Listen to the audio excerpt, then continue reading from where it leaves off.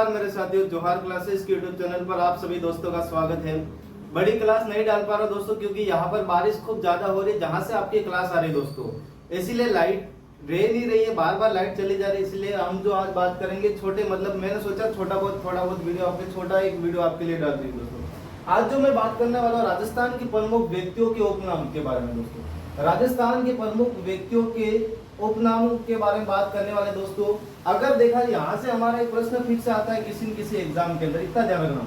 तो हम लोगों ने सबसे पहले जिसके राजस्थान की राधा किसको कहा जाता है दोस्तों, राजस्थान की जो राधा है वो मीराबाई को कहा जाता है। किसको कहा जाता है? मीराबाई को कहा जाता है, ये ध्यान रखना है। राजस्थान की मरु कोकिला किसको कहा जाता है? गौरी देवी को कहा जाता है। किसको कहा जाता है दोस्तों? गौरी देवी।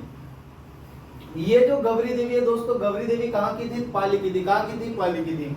इसके बाद तुम्हें ये ध्यान रखना है कि मीराबाई का अवतार किसको माना जाता है? तो गौरी बाई को माना जाता है दोस्तों। किसको माना जाता है? गौरी।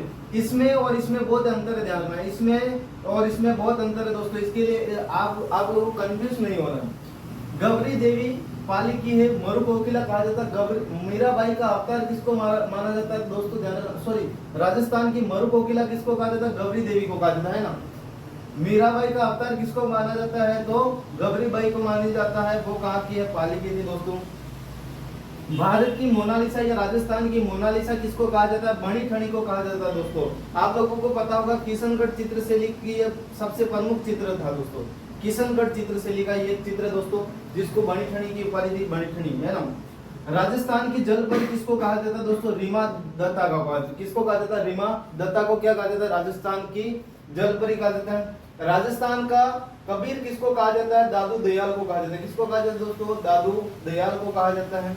डिंगोल का हीरोज किसको कहा जाता है दोस्तों? डिंगल का जो हीरोज है वो किसको कहा जाता है? तो हीरोज किसको कहा जाता है? पृथ्वीराज राठौड़ को कहा जाता है। इसके बाद दोस्तों राजपूताने का कर्ण किसको कहा जाता है? तो ध्यान रखना, राय सिंह को कहा जाता है। किसको कहा जाता है? राय सिंह, है ना। मुंशी देवी प्रसाद ने कहा था। किसने कहा था दोस्तों? मुंशी देवी प्रसाद ने कहा था। कलयुग का कर्ण कौन सा दोस्तों? कलयुग का कर्ण है राव लुणकरण दोस्तों। कौन है? राव लुणकरण।